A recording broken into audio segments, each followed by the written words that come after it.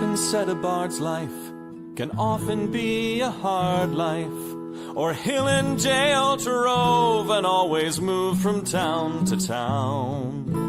And some folk have inquired if ever we grow tired of ranging all around the world and never settling down. But one should be a little wary of remaining stationary, 'cause comfortable is lovely, but it's not the way we grow. When life starts to unravel, pick up your pack and travel. You'll find a strange serenity in places you don't know. Wriggle-dee-dum-dee-doo-rat-terry-o-dee. There's so much to see beyond the open door. It's outward bound we go. Who knows what we'll find that we've never found before.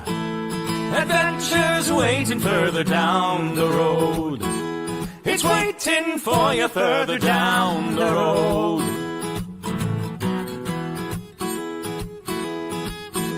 You've got no map for showing which direction you are going. But why start on a journey if you know where it will end? And once you recognize, to anticipate surprise, you'll relish every twist and turn that lies around the bend. Wriggle-dee-dum-dee-doo-da-terry-o-dee-da-dee-da-dee. There's so much to see beyond the open door. It's outward bound we go. Who knows what we'll find that we've never found before. Adventures waiting further down the road. It's waiting for you further down the road.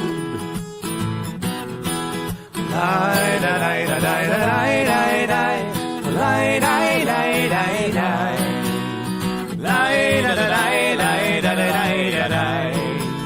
La-da-da-lie-da-lie-da-lie. La-da-da-lie-da-lie. The world has got its demons. There are many reasons why you'd find it harder to be brave than be afraid. But every life could use some danger. Every friend was once a stranger. Ships are safe in harbor, but that's not why ships are made. Wriggle-dee-dum-dee-doo-da-terry-o-dee-da-dee. A fwit-da-dee-da-dee. There's so much to see beyond the open door. It's outward bound we go. Who knows what we'll find that we've never found before. Adventures waiting further down the road. It's waiting for you further down the road. Lie-da-lie-da-lie-da-lie-da-lie. Lie-da-lie-da-lie-da-lie. Lie-da-lie-da-lie-da-lie-da-lie. La-da-da-da-da-da-da-da-da. Adventures waiting further down the road. Let's go! Lie-da-lie-da-lie-da-lie-da-lie. Lie-da-lie-da-lie-da-lie. Lie-da-lie-da-lie-da-lie-da-lie. La-da-da-da-da-da-da-da-da-da. La-da-da-da-da-da-da-da-da.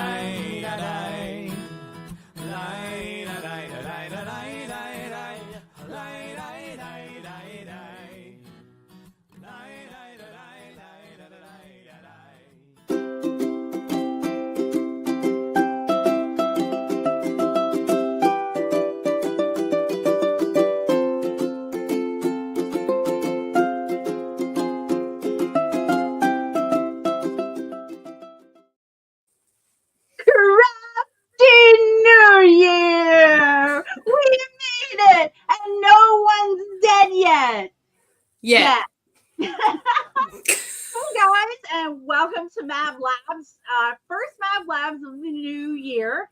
We are talking about tonight what we want to do, what we're going to do, some big ideas. Wouldn't it be cool if... ...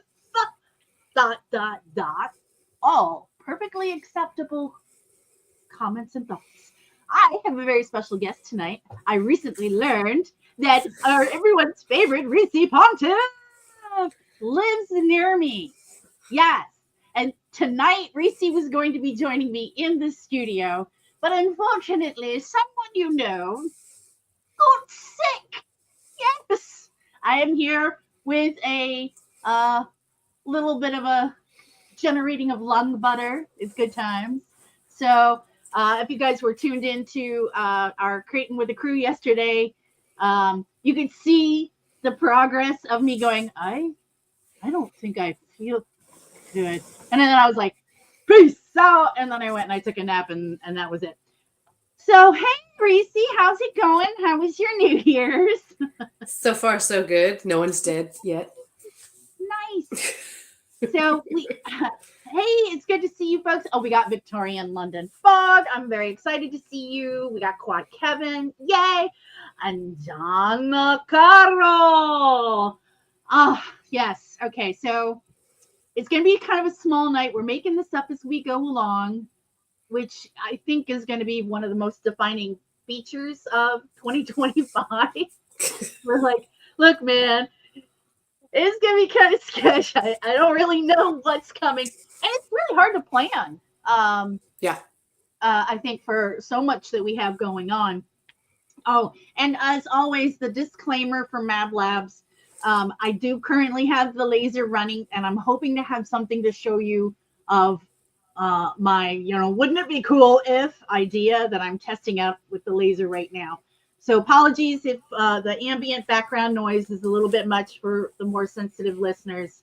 Just to be aware, it's only going to last for another maybe 20 minutes, which sounds like a long time for an hour-long show.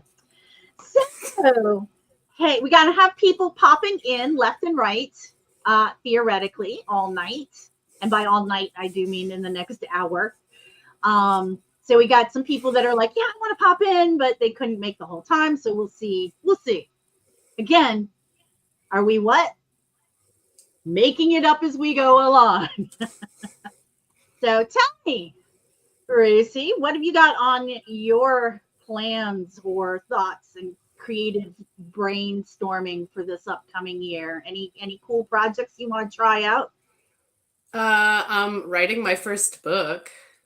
Oh yeah, we do have a writer in our listening audience tonight. We have Excellent. Victoria in London Fog is I believe we call her our smut goblin.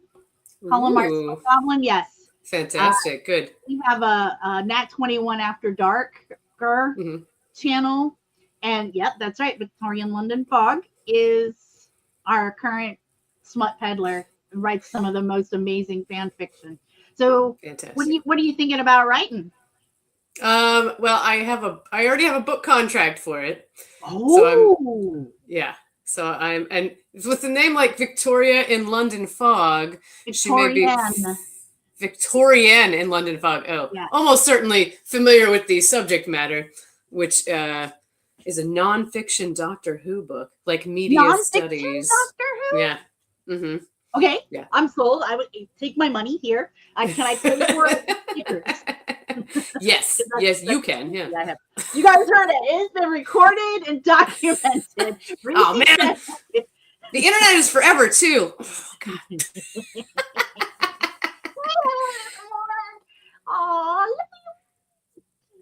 So tell me, what can you tell us about this amazing non-fiction book about our favorite Time Lord? It's about like a really obscure Time Lord, and it's possible you've never heard of him. He's like the hipster doctor. Can I guess? Yes, go ahead. You can guess. Okay, you may have told me at some point, but I do not have data retention happening. Perfect. My brain. I am also like a goldfish in a bowl. So, so this is, ooh, yay! I'm gonna address what just popped up in the comments, but you said hipster doctor. Yeah. Okay.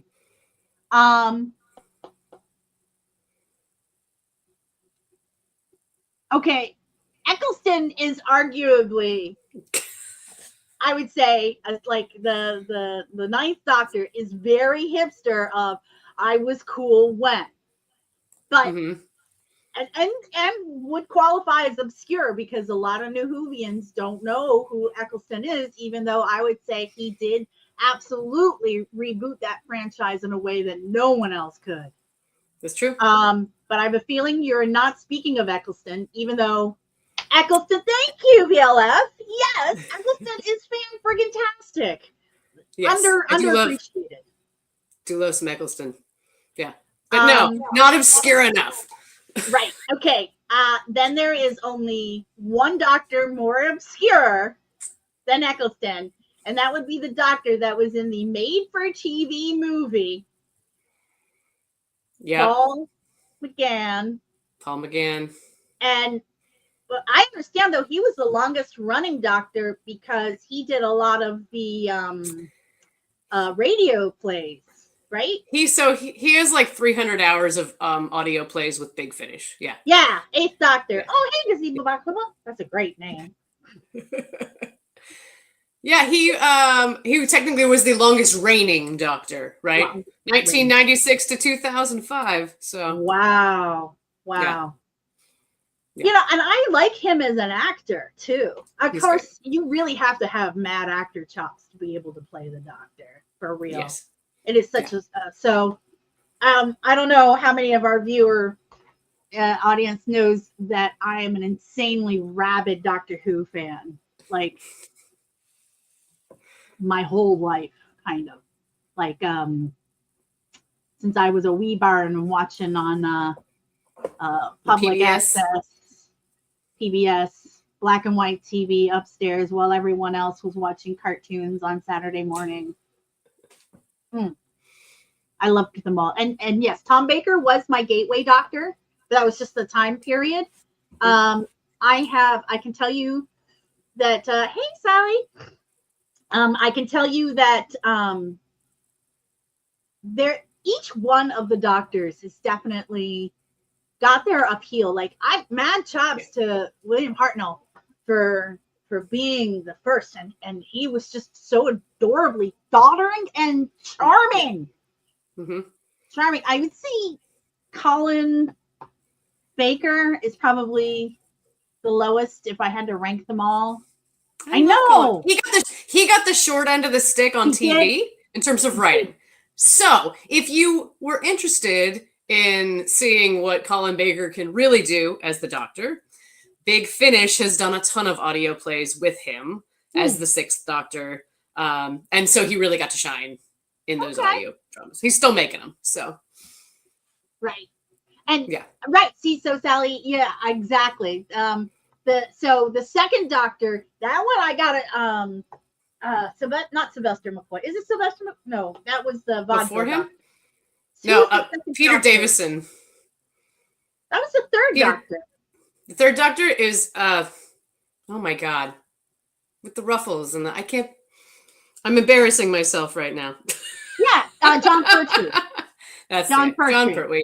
So I like John Pertwee, and because of reverse the polarity and the fact that he played the Doctor like a spy secret agent dude. Okay, you gotta love that. My favorite thing about John Pertwee's run was actually Liz Shaw, the scientist. Yes, who was she was amazing. I was mad she only did one season. Yeah, I will say thank you, VLF, because the writing was good, but like Matt Smith, I don't hate Matt Smith. I love Matt Smith. I just couldn't get past his forehead and the proportion of his features to the rest of his face. It's like someone went into Photoshop and squished his face features just like, a quarter of an inch in. And so like what is normally a face like this, his face is like here. I mean, he's got all the features, but it is possible I also have an AO3 account, and it is possible I have described the 11th Doctor's forehead as like a musical staff. He's got some big old furrows on that forehead. Oh, yes, Sir David Percival, I do have to agree. That was really brilliant. And I mean, John Hurt, John Hurt, amazing actor. 8:30. He is 8:30. That's totally true. Ooh, it looks Yeah. like there's another AO3. I don't know what AO3 is. Could you tell me? Oh, an archive of our own. It is currently the receptacle for repository, excuse me, for fan fiction on the internet. Oh. The dumpster fire for no, just kidding. I love AO3 so much. And fan fiction has gotten a lot better since I started reading fan fiction, like 20 years ago. Yes, I have many friends, and VLF is one of them that is a fan fiction writer. Another one is Melissa the Loud. I don't know if you know her. She plays hurdy-gurdy, has a bunch of kids now, and is not doing performing these days so much, but is an excellent writer. Always has been an excellent writer. Was a journalist for a while. I occasionally lay my eyes on her fan fiction. Yeah. So, this is very. Did you know that Sylvester McCoy has played the spoons for me? Well, I follow you on the Facebook. And okay, so when I went through and said from beginning to end, watch every episode that I can possibly get my hands on. And this is when I was commuting into DC because it was like a 45-minute ride. And I have my earbuds on and I have my little tablet and, I can watch it. I'm watching Sylvester McCoy and I was like, I get him. He gets me. I know he's the reason I'm vaudeville. Yes. Oh, really? Yeah. I mean, I was vaudeville before, but like. Well, so I also grew up. He was like my doctor growing up. Oh. So the reason Proto Reese was watching Sylvester McCoy, not knowing what vaudeville was or what the hell he was doing. And I actually, when I met him, I was like, "You're the reason that I'm vaudeville," and he's like, "Tell me more." I was like, "Okay." And I told him that the Renaissance Fair circuit is the new vaudeville circuit in the United States. And he was like, that's interesting. You've never heard that before. But not exactly in the there's like a burlesque circuit. And there's like in my opinion, as a touring. I'm very active in the variety arts. And if we want to have this conversation, we'll table that back. So it's not under that name anymore. That's what I would say. Right. So vaudeville and burlesque were so closely tied back in the day, but we have separated those two things out, kind of, in terms of what we call it. That's my opinion. So the modern audience's idea of what these things are different to what they might actually be. How's that? I am just now processing. We're going to come back to that conversation, but I just now processing on AO3. Nat 21 has a tag. Uh-oh. Is someone writing smutty Nat 21 fan fiction? Yes, this one. Fantastic. Yeah. Oh my goodness. That is pretty exciting. I'll be right back. I have to get something to show you. I'm going to be right back. Okay, I got to say, I'm just delighted that you go do the thing. I'm going to talk. Okay, I'll be right back. Smack about you behind your back. So I'm just delighted that Reese's come on to the show.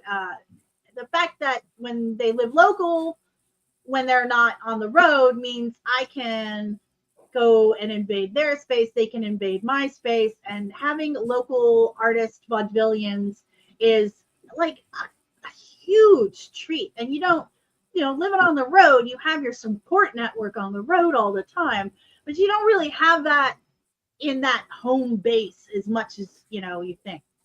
And while Reese is away, I want to show you this year, my big thing that I'm super into, and I think I'm going to try and explore more, is weaving.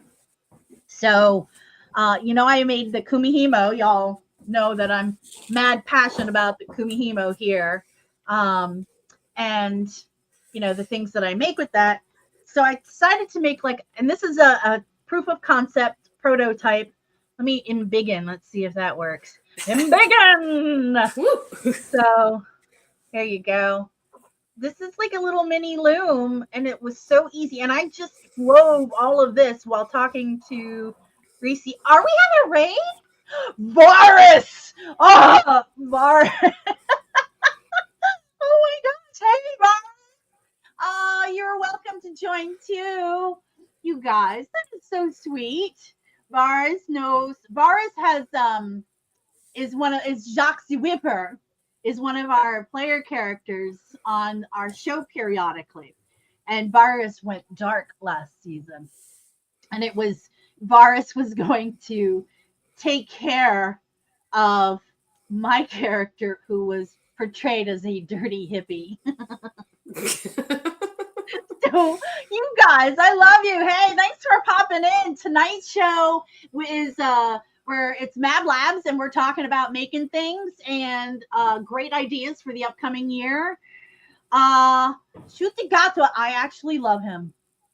Sorry, go on. Amazing. You got my attention there. Take care in the mafia sense. You guys. So tell me what you got there. Oh yeah, I was reading about Shudigatwa.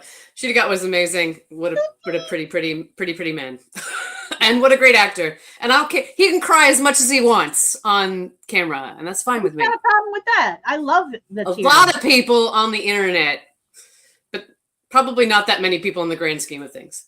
Yeah. Yeah. Okay. This is what I went and got. So I just got this package in the mail. Like right after Christmas. Okay.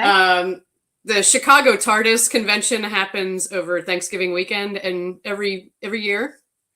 And a friend of mine, Jay Bessemer, who's an amazing poet, and we met through Doctor Who fandom on the interwebs. But he went and he sent me this package. It had this photograph in it. Oh, yay! I love that. That's Paul McGann. That's my guy right there. Nice. And then he also sent me the banner as well, which he had Paul McGann's sign at the bottom.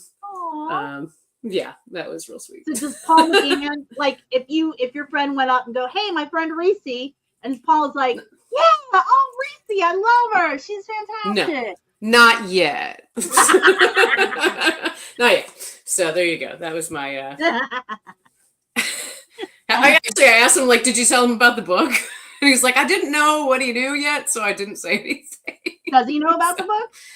I don't know. I'm not worried about him knowing about the book because hopefully I'm going to interview him for the book, but I'm waiting towards the end of the process because I'm just amassing questions as I do. Because mostly he's extended universe media. So the book is mostly about extended universe media, which is fun. Yeah. Okay. So Sir David Percival's talking about the kilt. Oh, yeah. Shutigatwa wore. Yeah. In the club scene. Oh, God, that was a hot scene. But I feel like another Doctor wore a kilt. Like I feel like so the brig has worn a kilt a couple of times. And I think David Tennant wore a kilt once too. Oh, they were in Scotland with Queen Victoria at one point. So maybe then. Yeah. Yeah. Yeah. Yeah. But Brigadier Lethbridge Stewart has worn a kilt a couple of times on the show. He looks nice. The brig looks nice in a kilt. Yeah. Well, let's be honest. Most people do. Because I'm not saying I'm anti-bifurcation, but I mean, I actually haven't dove in to see if there's how much like smutty fan fiction there is about bi-regeneration. All right, I'm going to put you in charge. I have to silence. My laser is making a noise. Hold on. Okay. Oh, let me start with some smutty fan fiction. Yeah, can anybody tell me if there's bi-regeneration smutty fan fiction yet? Bi-regeneration? That's what it was called when he was it bi-regeneration? Bi-regeneration, yeah. Kilts are great for AC. Says Sir David Percival, one of our regulars who regularly wears a kilt. Oh, man. So kilts are great for air conditioning. 4 minutes left on my laser, and then I'm going to show you the cool weaving thing that I've got on deck. And I'm going to bring this up, Gracie. I couldn't help but notice when you got up. Is that a floor loom behind you? It is. Yep. Mother flipper. All right, we're going to talk about that. Probably I want to come and visit you, and we'll do like a whole episode. It's just around the corner. I know. Local. It is so nice to have a. Yeah, that's my mother's loom for the record, everybody else. I'm at my parents' house right now. So I will absolutely be knocking on the door and saying, hey, what's up? Cool. Don't mind me. I brought some yarn. Bought some string. I think my mother will be excited by this prospect. So I think I just finished this little bad boy. Right now, Nice. So I couldn't sleep, and I'm imagining, like, somebody said when I was making the cords from the Kumihimo, someone's like, this would make a nice coaster if you rolled it up and sewed it. And it occurred to me that I don't have that kind of patience to sit there and stitch each one of these things. Yeah, I can't even stand it there. I was like, what if I made like a little round loom? And this is, again, a proof of concept. And the wood, I was worried. Did you make the loom? Yeah. Oh, cool. So, like, I cut out these kumihimos using my laser cutter. And then I cut this out of, like, really, really thin. Like, I used this kind of level of wood for testing, proof of concept, see how it all fits together, see if it'll fit, blah, blah, blah. And I was worried it was going to be too thin and just snap. So I made a larger one. I made a larger one too, and that just crumbled. And then I made some shuttles, crumbled. The heddle paddle kind of held strong, but crumbled. So right now I am 2 minutes away from showing you thicker wood that I am testing this out on. Oh, cool. So I'm going to say, these are my words, that 2025 for me, one of the big projects that I'm going to be shooting the moon is more weaving stuff. Nice. I'm going full yarny, which is a carny that plays with yarn. So it's a yarny. Yes. Maybe with some pirate leanings. Yarny. Oh, yes. A pirate carny who plays with yarn. Darning the high seas. I will allow it. Darn. Can you believe that? Darn it. I know how to damn. And I know how to. Fuck. A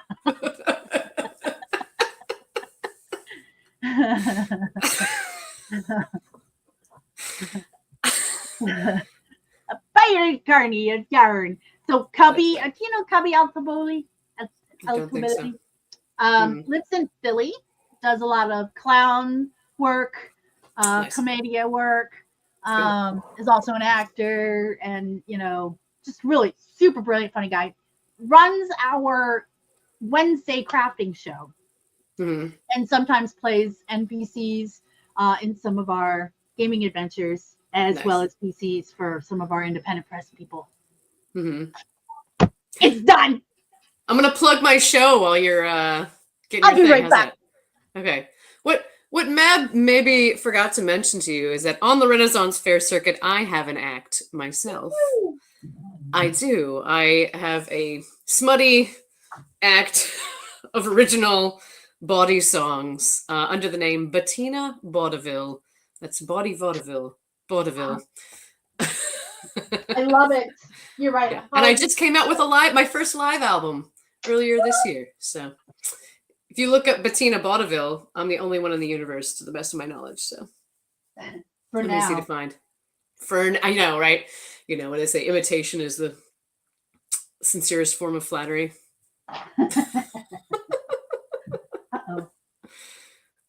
I'll be playing the Georgia Renaissance Fair for the first time this year.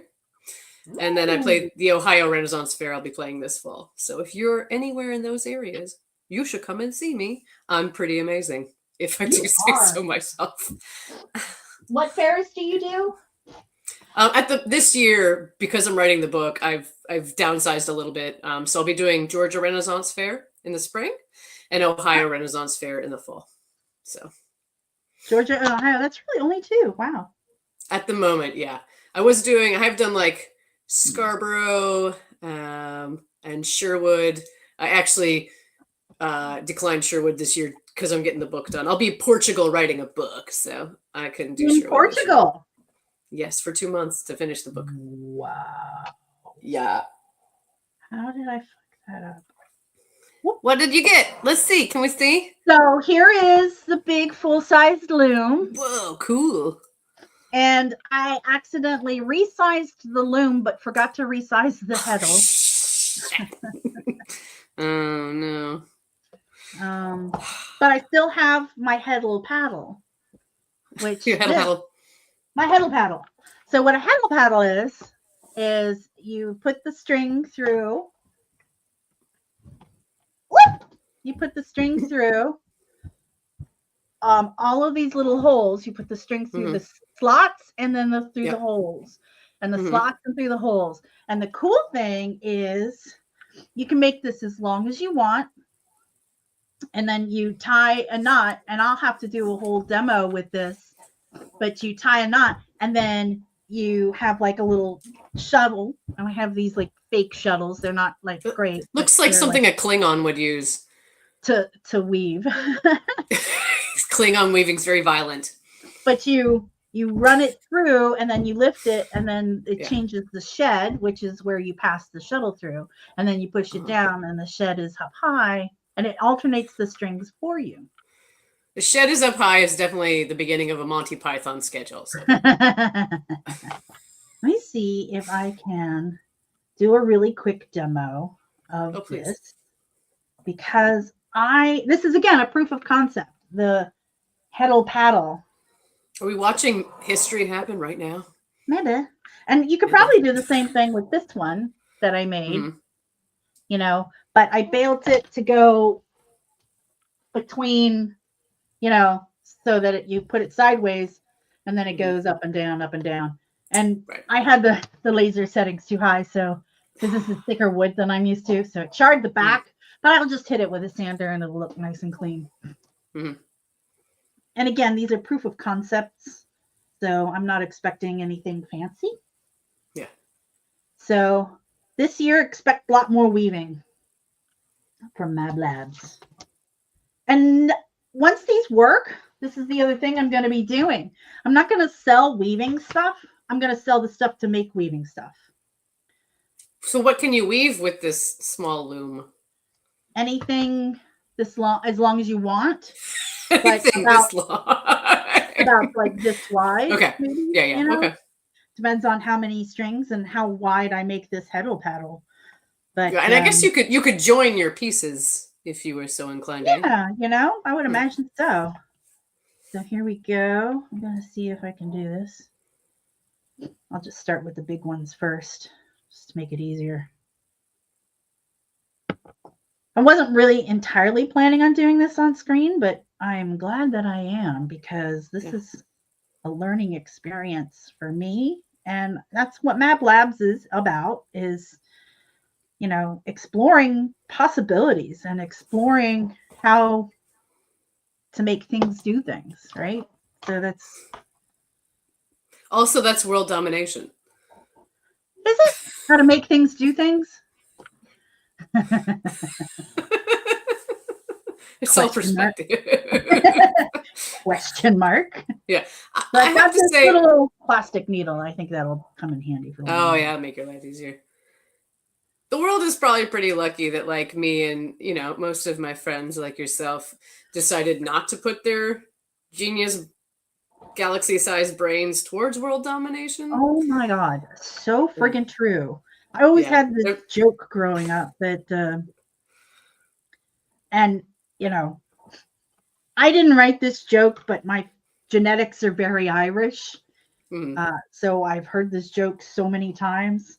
the Lord created alcohol to keep the Irishmen from taking over the world. Right. Yeah. It's possible it's not the men you need to watch out for. Also, facts. What are we doing on Mab Labs? Try to take over the world. Same thing every night. Take over the world. Yay. So, Reese. Yeah. When I had you over at my labs, I kept pitching, we could make this for you, and we could make this for you. Did you come up with any thoughts of things that we could make here in my studio together? I was thinking it'd be cool to have like an Ace Doctor mug. Ooh. Because I know you can do the muggies as well. So I can do the muggies as well.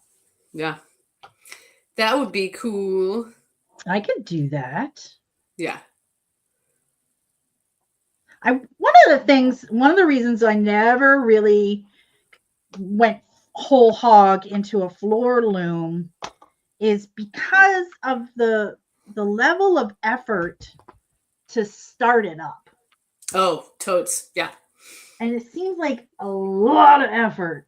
And this is just 6 threads through the heddle paddle. Oh, yeah. And I'm like, this is taking too long to do on the air.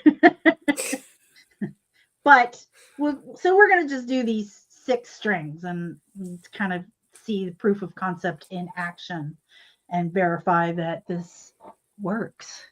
Oh, yay! You're welcome. Well, Sir David Percival, you were already carving Viking horns. But yes, I do consider myself an enabler. That is definitely one of my superpowers. Is I'm here not to do it for you, but to enable you to do it in a way, or teach you or show you. Like I teach people ukulele, beginner ukulele all the time. It's like I want you to be able to do the things that you dream of. Yeah. Like if you have a crazed concept, I'm all about the yes and. The more crazed, the better. Yeah. Like, it would be cool. I'm here for that. Let's see how we can. Oh, you made sublimated mugs for presents. Oh, that's really sweet. And this one, I'll put this one through too because it's really long. So, and I will show you in a hot second what a heddle paddle can do. In my head. A bunch of a heddle paddle.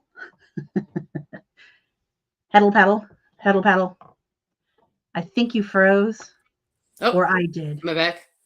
That's because I was saying heddle paddle over and over again.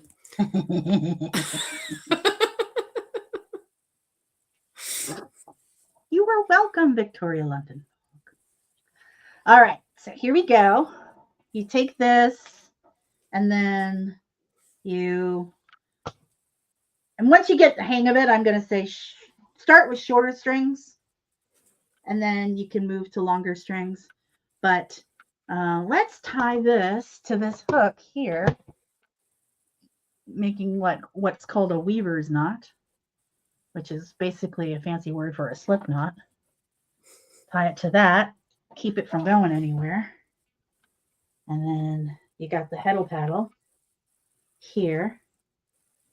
And then you pull it. Can you make yourself big so we can all see that better? You can try. Boop, boop. All right. Good. All right. So cool. That just made a shed here, which is, see how it separated the strings up and down? Yeah. And I will use this really fat cord to weave. All right. So that's down. And now let's try up. And then it creates a shed here. Nope, it did not create the shed. I wonder if I'm doing it wrong. Oh, you know what? I need more behind it. So if I put tied this to a doorknob behind me and a hook in front of me, that way, let's see here. And Wow. then it doubles as a booby trap, which is nice. All of my weapons, all of my accessories double as weapons. All right. Ricky, you're going to have to narrate because I have got my mouth full here. We see the native Mab in her own environment. Mouth full of yarn, hand full of heddle paddle, heddle paddle, heddle paddle, heddle paddle. Is this the kind of narration you're hoping for? Yeah, it was great. Keep going. She grabs the yarn, which she has already subdued. And she weaves it with her heddle paddle, heddle paddle, heddle paddle. It's not working Heddle like paddle. I wanted it to. No, right. It's so not terrible. Mab gnashes the yarn between her teeth in frustration as the yarn reasserts itself, not lulled into the somber state she had anticipated. Oh, well. It's like flossing with really thick fur. Not to overshare. Okay, so what did I learn? That didn't work. Thanks for coming along to Mab Labs, where we figure out things that work and don't work. But I'm going to say this concept worked. This one worked. So there's that one's very pretty. That I had invented. Now the other thing is, if this petal, we'll go nice size. I wonder if maybe I do it this way. Would it work? It might work if I do it this way. Okay, let's try it. So now I'm going to sit down. We can talk about whatever. And I'm going to test this. So this is a regular loom, you know, like flossing for S&M enthusiasts. You guys.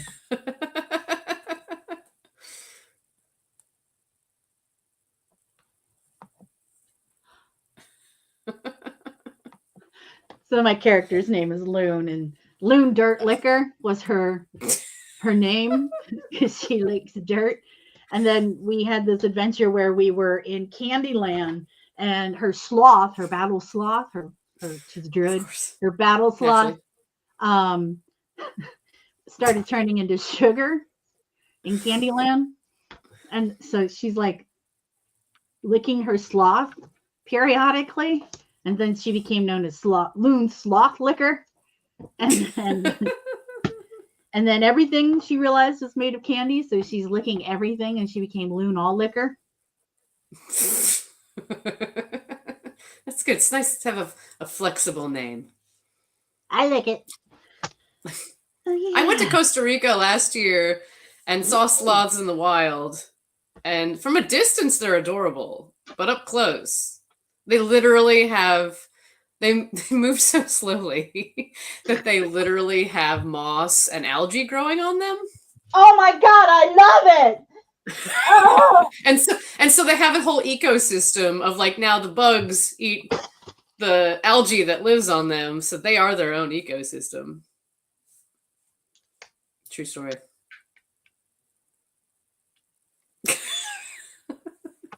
Do they have mushrooms growing on them at all? Yeah, probably.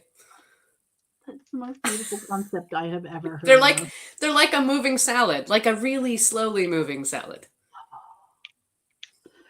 And they're terrifying, aren't they? No. They're murderous. They're brutal. They're They get so their cute. little claws. They're They so rip you to cute. pieces. Yeah. As long as you stay very still.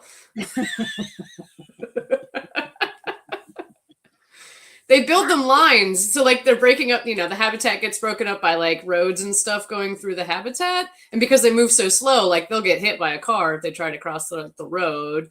So they've started in some of the habitats, when they get split up, they'll put like basically a slack line across it for them to like cross with. Okay, you guys are killing me. Loon does have her own ecosystem. Sounds like Loon's biome is probably very interesting. Oh yeah, she's a funky one. No, I haven't met up with Ansa recently. Not since Thanksgiving, I think. But because Ansa is in another, La Matamonza, right? I do. Yeah, Ansa's in Sicily, Italy, I believe. Oh, did she go over this year? Does she always go over? She always goes over. That's where they spend New Year's. Yes. New Year's. So now what I'm doing is I just got some tiny little string, and I am going to, there is a warp and there is a weft when weaving. Also sounds like stuff from Klingons, really. And space. So right now I am what's known as warping my hand loom here with just a little back and forth kind of thing. It's nothing fancy. And yeah, this one's way more durable than that super thin wood that I used last time. So this will make just a square that's this size. Okay. Just like the round one. Or like a little, like a placemat, or like you could wall hanging. A couple of them. And yeah, that's the thing. You can, once you do the warp, you can weave like string, you can weave yarn, you can weave fabric back and forth, and you can you weave intestines? Oh yeah, actually. Abso-friggin-lutely. I think intestines would weave very nicely. Yeah. Because they're basically string. That's true. They're very long. AKA gut. AKA you could turn it into a musical instrument. Oh, yeah. Yeah, like one of the wash tub base with just one long intestine. I love that. Sorry, y'all. Do you ever see? So there was the Baltimore Rock Opera Society, aka Bros. Very, very dorky. But they had a rock musical that they wrote called Grundelhammer. Whoa. And it was basically the story of Grendel, but their electric guitars were instead of weapons, they had like electric guitars and as swords, and then they had, as their axe, and instead of hose, they had acoustic guitars, and you would play music anyway. So the Grundelhammer had a bass made out of guts. Good. Yeah, that's where I was going with this. And perfect. What's already been done then? Proof of concept. Proof of concept, which I love that phrase, by the way. Me too. I know I was totally dorky, but so that's as much string. So surprising. Oh, and now it's also it's like a harp.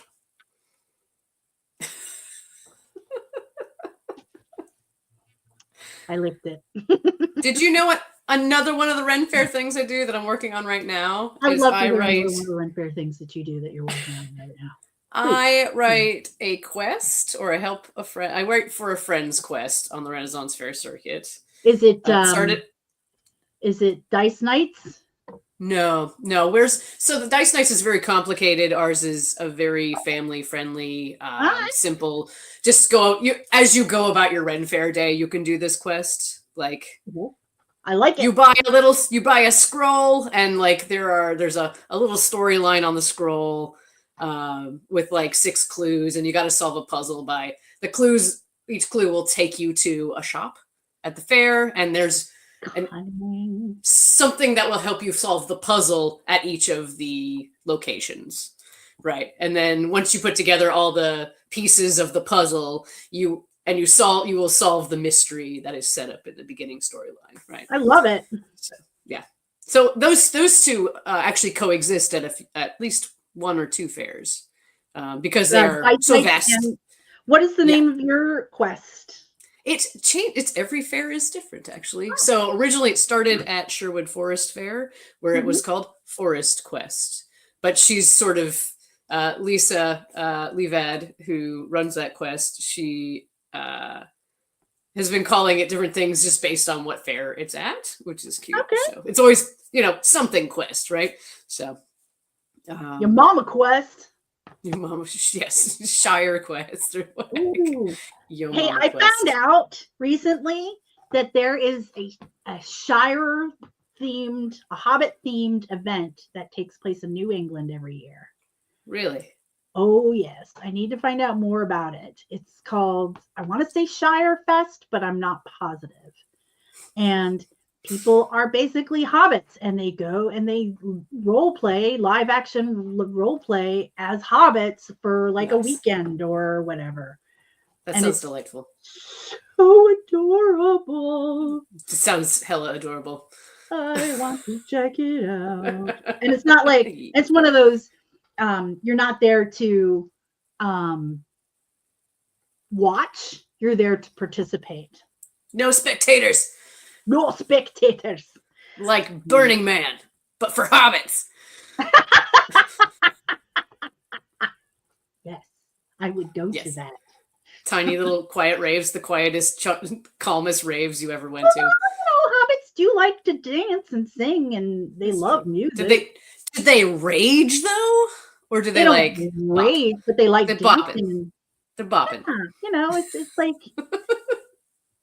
Like, remember the kids at the Prancing Pony when they were up dancing and singing on the table? Come on. You get a hobbit drunk and it is a party. That's true. What happens if you give a hobbit LSD? For sex, I would like to know. Mysteries of the universe. Please, in the comments, tell us what you think happens. I would like very much to know. We did see Grundlehammer twice. It was a really good show. I don't know if they're ever going to remount it because it was a very big and complicated show, but it was a great show. So if you're ever in Baltimore, check out the Baltimore Rock Opera Society. They did a H.H. Holmes musical, Murder House. It was really good. They write really good music, and I'm not normally like a big into heavy metal music, but it was so good and inspired me to be like, I'm into heavy metal music now, I guess. So that's a thing. And Grundlehammer sounds like it needs to be heavy metal. Oh, absolutely. It was straight up heavy metal. Yeah, so cool. Good. And the Torpedo Factory, that'd be a really cool venue to see something at. It was in the main hall, so it's not really a venue. It was just in a space. Like, okay. It's very echoey in the main space. Yeah, it was very echoey in there. Yeah. So it wasn't as great, but the church seeing it in the desanctified church. So apparently that's a thing. So this is me weaving the. Oh, cool. The cord weaving thing that I put. Nice.